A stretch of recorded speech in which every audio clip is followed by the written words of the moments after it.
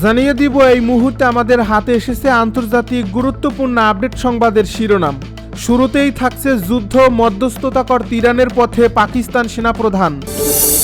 এবারে জানিয়ে দিব যুদ্ধ বন্ধে যুক্তরাষ্ট্রের সর্বশেষ বার্তা পর্যালোচনা করছে ইরান। এবারে জানিয়ে দিব একযোগে লেবাননের একাধিক এলাকায় ইসরায়েলি হামলা, নিহত 19।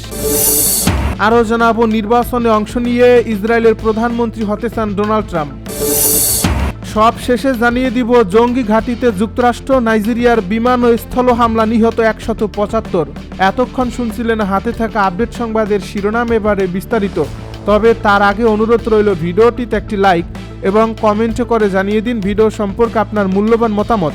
আরও জানিয়ে দিন ভিডিওটি কোথা থেকে দেখছেন বা কোন জেলা থেকে দেখছেন। যুদ্ধ মধ্যস্থতা করতে ইরানের পথে পাকিস্তান সেনাপ্রধান। আমেরিকা ও ইরানের মধ্যে চলমান তীব্র কূটনৈতিক উত্তেজনা প্রশমন এবং যুদ্ধবিরতি মধ্যস্থতা প্রচেষ্টাকে আরও বেগবান করতে বৃহস্পতিবার ইরানের রাজধানী তেহরান সফরে যাচ্ছেন পাকিস্তানের সেনাপ্রধান জেনারেল আসিম মুনির। ইরানের আধা সরকারি সংবাদ সংস্থা ইসনা এক বিশেষ প্রতিবেদনে এই গুরুত্বপূর্ণ সামরিক ও কূটনৈতিক সফরের তথ্য নিশ্চিত করছে। ইসলামাবাদ যখন ওয়াশিংটন ও তেহরানের মধ্যস্থতায় জোর তৎপরতা চালাচ্ছে, ঠিক তখনই এই সফরের সিদ্ধান্ত নেওয়া হলো। ইরানের আধা সরকারি সংবাদ সংস্থাটি তাদের প্রতিবেদনে জানিয়েছে, তেহরান সফরকালে পাকিস্তানের সেনাপ্রধান জেনারেল আসিম মুনির ইরানের শীর্ষস্থানীয় উচ্চপদস্থ সরকারি ও সামরিক কর্মকর্তাদের সাথে দ্বিপাক্ষিক এবং আঞ্চলিক নিরাপত্তা বিষয়ে বেশ কয়েকটি গুরুত্বপূর্ণ বৈঠকে অংশ নেবেন। ওয়াশিংটন ও তেহরানের মধ্যকার বিদ্যমান মতপার্থক্য দূর করে একটি সমঝোতায় পৌঁছানোর জন্য পাকিস্তানের চলমান মধ্যস্থতা প্রক্রিয়ার অংশ হিসেবেই তার এই সফর অনুষ্ঠিত হতে যাচ্ছে। পাকিস্তানের সেনাপ্রধানের এই সফরের ঠিক আগের দিন অর্থাৎ বুধবার পাকিস্তানের স্বরাষ্ট্রমন্ত্রী মহসেন নাকভি এক সপ্তাহের কম সময়ের মধ্যে দ্বিতীয়বারের মতো আকস্মিক সফরে ইরানের রাজধানী তেহরানে এসে পৌঁছান। ইরানের রাষ্ট্রীয় সংবাদ মাধ্যম IRGC এই তথ্য নিশ্চিত করে জানিয়েছে, পাকিস্তানের স্বরাষ্ট্রমন্ত্রীর এই ঘন ঘন সফরের মূল উদ্দেশ্য ছিল দুই দেশের মধ্যে চলমান কূটনৈতিক আলোচনাকে চূড়ান্ত রূপ দেওয়া। বর্তমানে মধ্যপ্রাচ্যের চলমান ভূ রাজনৈতিক সংকট ও মধ্যস্থতা নিরসনে পাকিস্তান সরকার দুই চিরবৈরী দেশ মার্কিন যুক্তরাষ্ট্র এবং ইরানের মধ্যে একটি কার্যকর মধ্যস্থতাকারী রাষ্ট্র বা সেতু হিসাবে অত্যন্ত সক্রিয় ও গুরুত্বপূর্ণ ভূমিকা পালন করছে। দুই দেশের শীর্ষ পর্যায়ের এই ধারাবাহিক সফরগুলোর মাধ্যমে একটি টেকসই যুদ্ধবিরতি চুক্তি সম্পাদনের প্রক্রিয়া আরও গতিশীল হবে বলে আশা করছেন আঞ্চলিক রাজনৈতিক বিশ্লেষকেরা। যুদ্ধ বন্ধে যুক্তরাষ্ট্রের সর্বশেষ বার্তা পর্যালোচনা করছে ইরান। যুদ্ধ বন্ধ নিয়ে যুক্তরাষ্ট্রের সর্বশেষ বার্তা পর্যালোচনা করছে ইরান। দেশটির পররাষ্ট্র মন্ত্রণালয় জানিয়েছে, ওয়াশিংটনের পাঠানো মতামত তারা খতিয়ে দেখছে।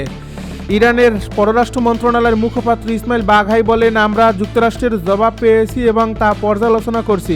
যুদ্ধ বন্ধে আলোচনা এগিয়ে নিতে পাকিস্তান দুই দেশের মধ্যে মধ্যস্থতাকারীর ভূমিকা পালন করছে বলেও জানান তিনি। এদিকে মার্কিন প্রেসিডেন্ট ডোনাল্ড ট্রাম্প সতর্ক করে বলেছেন, আলোচনায় সন্তোষজনক জবাব না পেলে খুব দ্রুত এই পরিস্থিতি আবার যুদ্ধের দিকে যেতে পারে।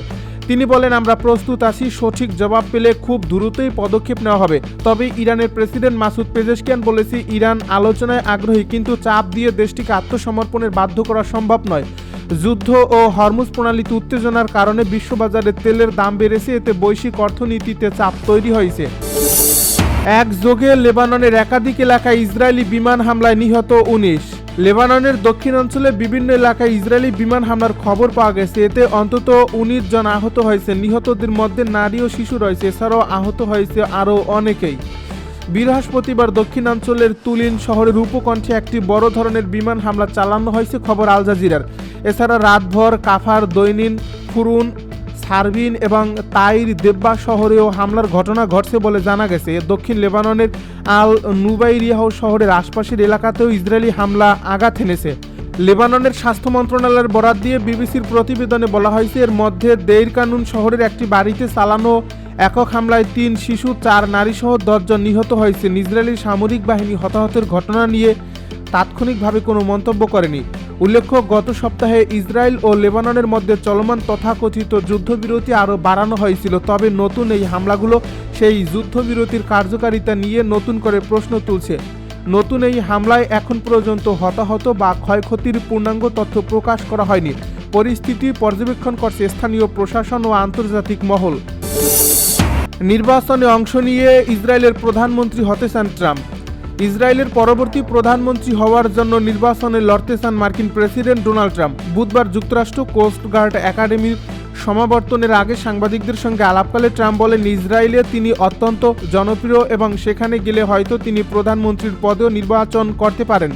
তিনি আরও দাবি করেন, সকালে দেখা একটি জরিপে তিনি 99% সমর্থন পেয়েছে, তবে কোন জরিপের কথা বলছেন তা তিনি স্পষ্ট করেননি। তবে এ বিষয়ে হোয়াইট হাউস কোনো মন্তব্য করেনি। বর্তমানে ইসরায়েলের প্রধানমন্ত্রী হিসেবে দায়িত্ব পালন করছেন বেঞ্জামিন নেতানিয়াহু।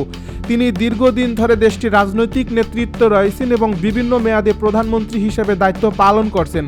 ডোনাল্ড ট্রাম্প বলেন, নেতানিয়াহু একজন ভালো মানুষ এবং যুদ্ধকালীন সময়ে তিনি গুরুত্বপূর্ণ দায়িত্ব পালন করছেন।